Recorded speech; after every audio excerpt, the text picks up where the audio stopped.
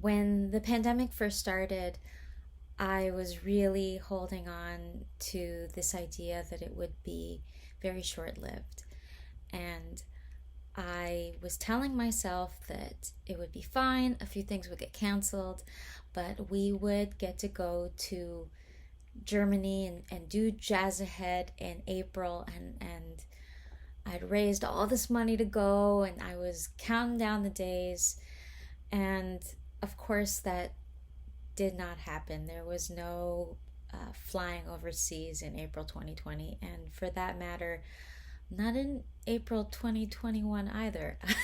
So it took me that whole first month to really accept what was happening to me, to everybody.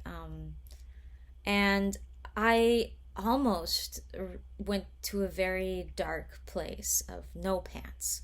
I was really lucky because almost immediately after that, I had a bunch of very optimistic people in my life just start calling me up and giving me things to do. I had my publisher, Vince DeGiorgio, call me and set up digital co-writes as if nothing had happened, just started throwing things at me. And I had my agent call, and she said, all right, let's work on your press kits, let's revamp everything, let's make your educational outreach guide, and get on all those digital conferences and be ready to book the moment people say go.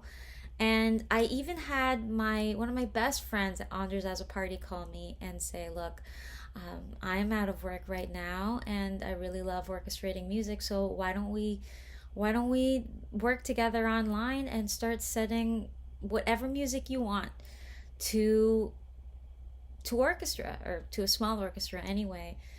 And I was in. I mean, he wanted us to prepare for a party on the other side of this. And from there, I just kind of learned on the job. You couldn't go anymore to a studio to co-write with people, with a producer in the room, and lay the track down right there. So I had to be able to remotely produce my own vocals after a session. And I had producer friends like Mark Rogers and Bobby Morales teach me how to do that on Logic, teach me how to use plugins to add effects, to tune my vocals, to really edit takes together and do all of that. So eventually I was just kind of able to even edit instrumentals and create MIDI tracks and do all of that.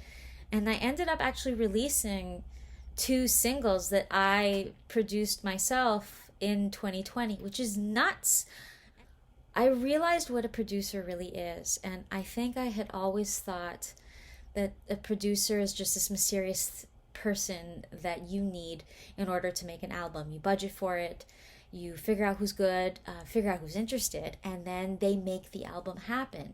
And yes, they make the album happen, but more than that, they are a person who has learned to trust their own musical opinion. When I was on my own trying to figure out what was good, and it's so ineffective to just constantly call people up and ask every single thing all the time, eventually I had to decide when the track was ready to send off. And being able to answer that question, what do I like? I mean, that is really everything. Because if I can now identify as a person who knows what I like, that means I can do what I like, and I can know that I like what I'm doing. So that's where I am now in 2021. I am a producer.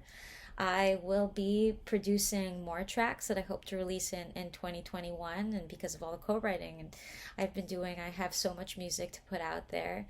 And more than that, I have been steadily working with Anders on this small orchestra project. So that is my story from home.